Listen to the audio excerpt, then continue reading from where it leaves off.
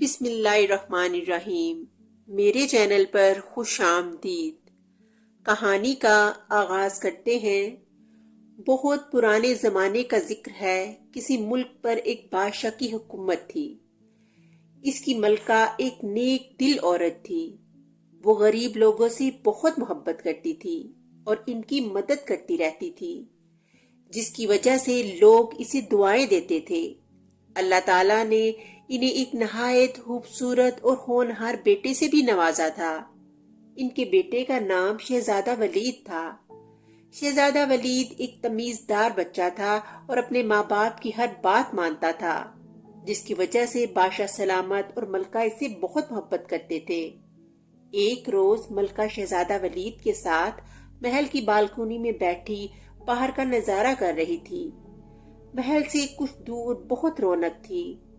لوگ شہراؤں پر چل پھر رہے تھے۔ قریب کے بازار میں مردوں، عورتوں اور بچوں کا رش تھا اور وہ لوگ خریداری اور دوسرے کام کاجوں میں مصروف تھے۔ ملکہ اور شہزادہ ولید کو یہ سب کچھ دیکھ کر بہت اچھا لگ رہا تھا۔ اچانک شہزادہ ولید نے ملکہ کا بازو ہلا کر اسے ایک لڑکے کی طرف متوجہ کیا۔ وہ لڑکا شہزادے کا ہی ہم عمر تھا اور اپنی ماں کے ساتھ جا رہا تھا۔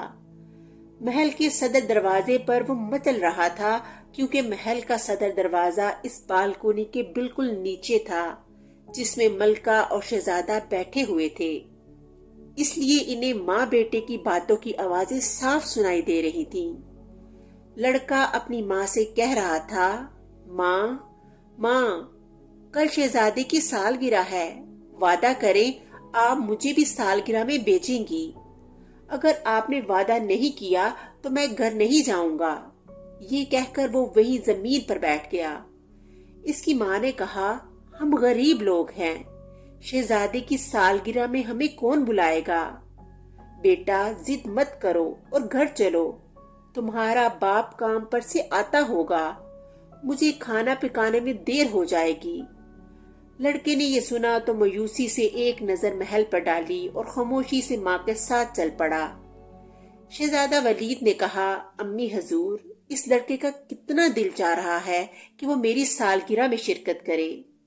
اس کی امی کہہ رہی تھی کہ غریب لوگوں کو شہزادی کی سالگرہ میں کون بلائے گا؟ آپ اس لڑکے کو کہہ دینا کہ وہ غریب ہے تو کیا ہوا، وہ سالگرہ میں ضرور آئے۔ ملکہ نے شہزادے ولید کے سر پہ محبت سے ہاتھ پھیرا اور بولی، شہزادے، ہمیں خوشی ہے کہ آپ اتنی اچھی اچھی باتیں سوچتے ہیں۔ امیر ہو یا غریب، سب کو اللہ نے بنایا ہے۔ اگر ہمارا بس چلے تو ہم آپ کی سالگرہ میں ملک بھر کے تمام بچوں کو بلائیں، مگر ہم ایسا نہیں کر سکتے۔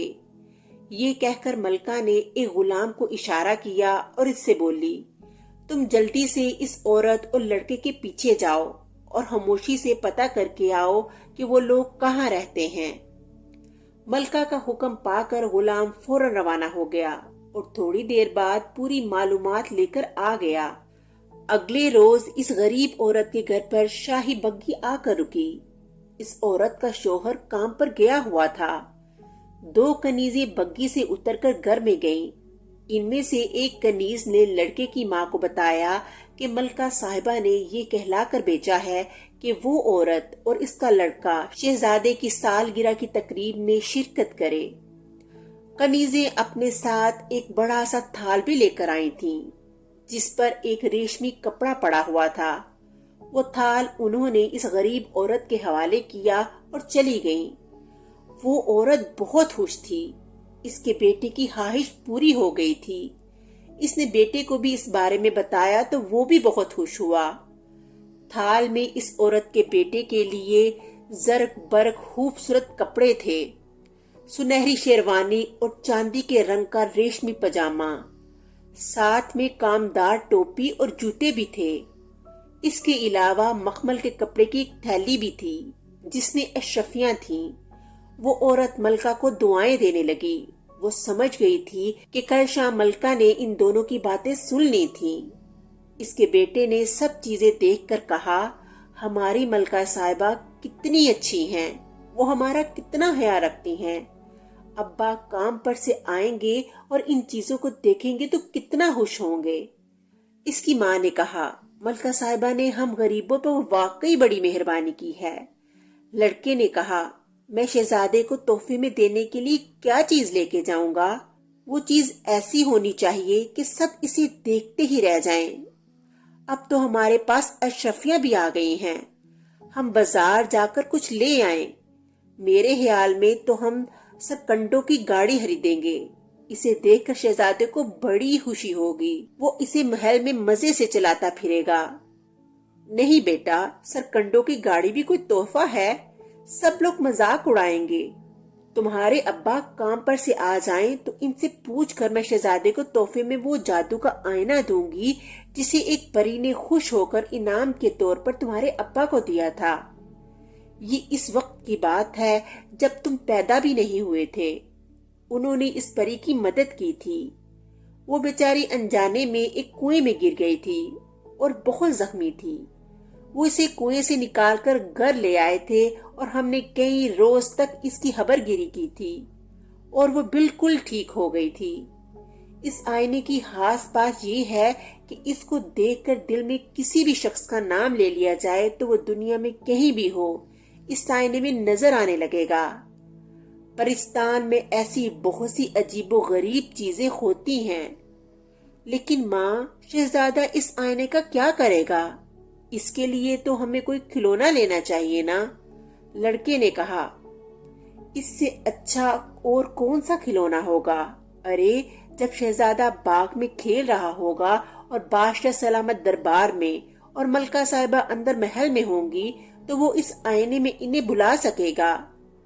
बच्चों के लिए तो ये बहुत ही हैरत अंगेज चीज है। ऐसा आईना जिसमें बजाय खुद की शक्ल नजर आने के दूर बैठे लोग दिखाई देते हैं। शहजादा इस आईने में अपने इन रिश्तेदारों को भी देख सकेगा जो दूसरे मुल्कों में रहते हैं। इसकी बात सुन के लड़का मुतमिन हो गया। जब इस औरत का शोहर शाम को घर आया तो इसकी बीवी ने इसे पूरी कहानी सुनाई।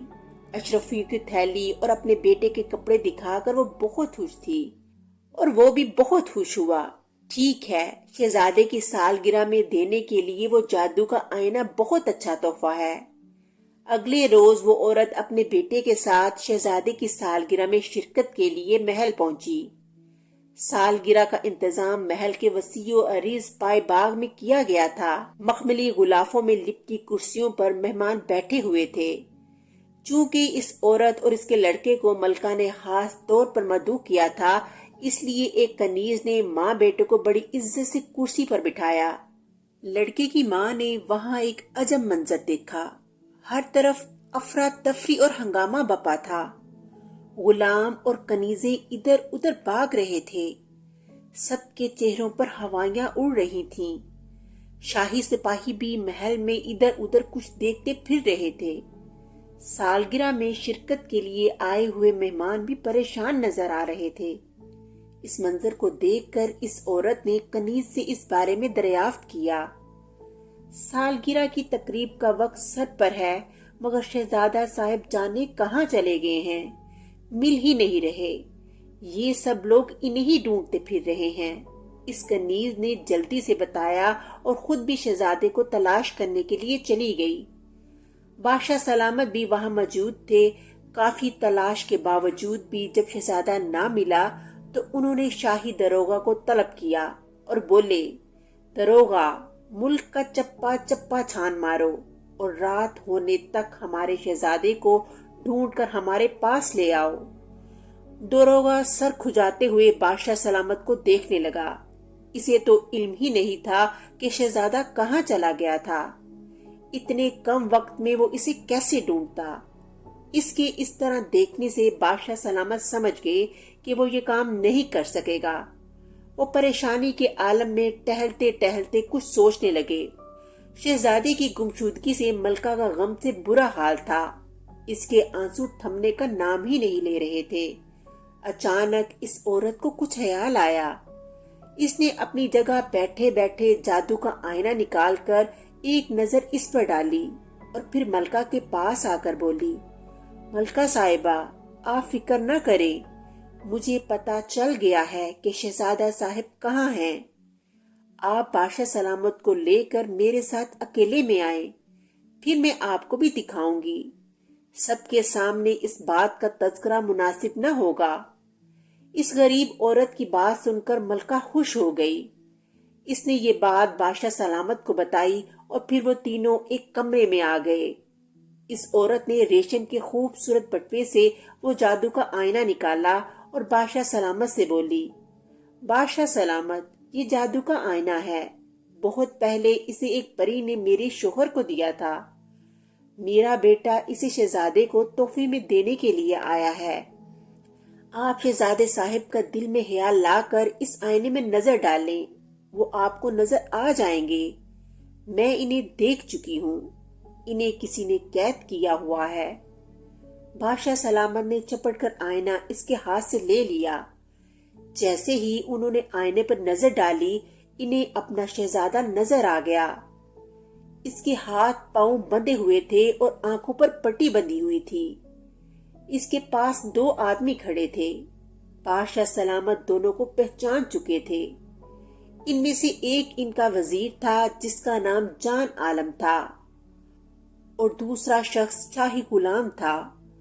محل میں یہ غلام ہی شہزادے کی دیکھ بھال اور اس کی خدمت پر مامور تھا۔ بادشاہ سلامت جان عالم وزیر پر بہت اعتماد کرتے تھے، مگر پچھلے دنوں انہوں نے ایک دوسرے وزیر کو ترقی دے کر اپنا وزیر خاص بنا لیا تھا۔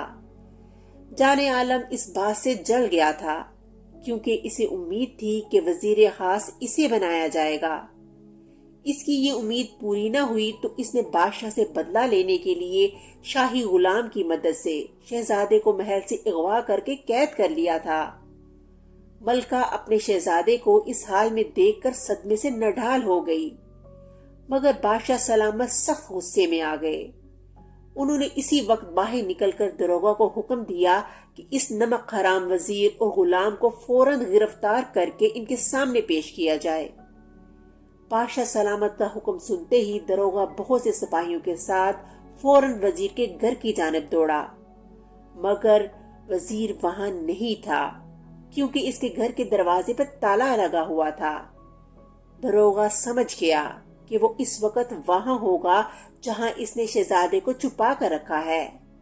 وہ سپاہیوں کے ساتھ چھپ کر اس کی آمد کا انتظار کرنے لگا۔ زیادہ دیر نہ گزری تھی کہ ایک گھڑ سوار وہاں آ کے رکا۔ وہ وزیر جان عالم تھا۔ جیسے ہی وہ گھوڑے سے اترا، اسے سپاہیوں نے گرفتار کر لیا۔ داروغہ نے اپنی تلوار نکال کر اس کے سینے پر رکھی اور آنکھیں نکال کر نہایت غصے سے دھاڑ کر بولا، نمک حرام، جلدی بتاؤ شہزادہ صاحب کو تم نے کہاں چھپایا ہے؟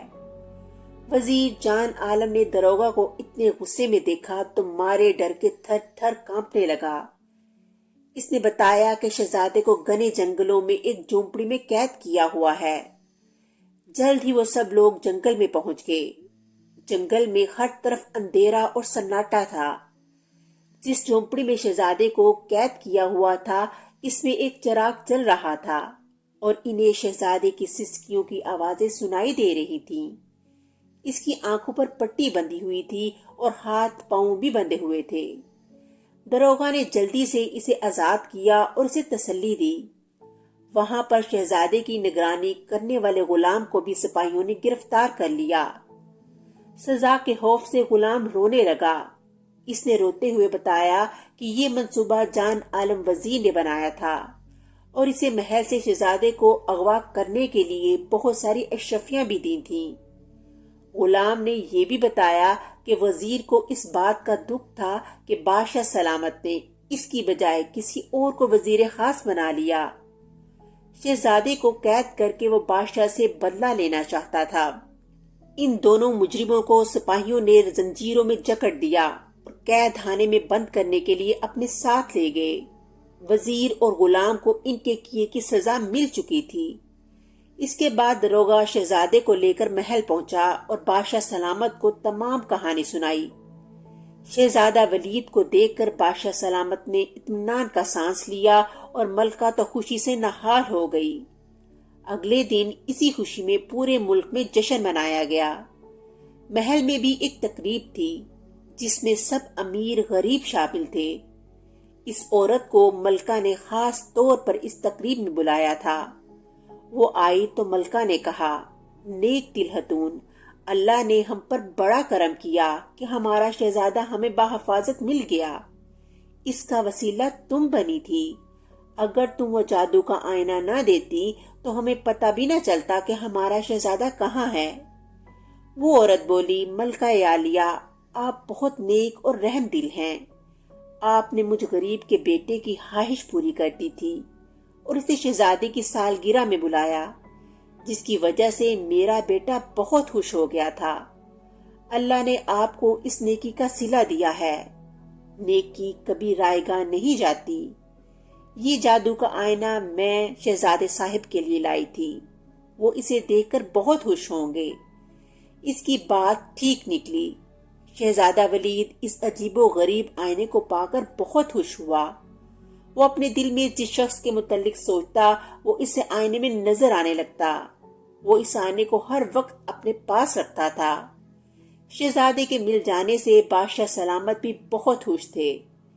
انہوں نے اس عورت کو بہت سا انعام و اکرام دیا، جس سے ان کے دن پھر گئے اور وہ اپنے شوہر اور بیٹے کے ساتھ ہنسی خوشی زندگی گزارنے لگے۔ اس طرح کہانی کا اختتام ہو گیا۔ اگلی کہانی کے ساتھ پھر ملیں گے، تب تک کے لیے اللہ حافظ۔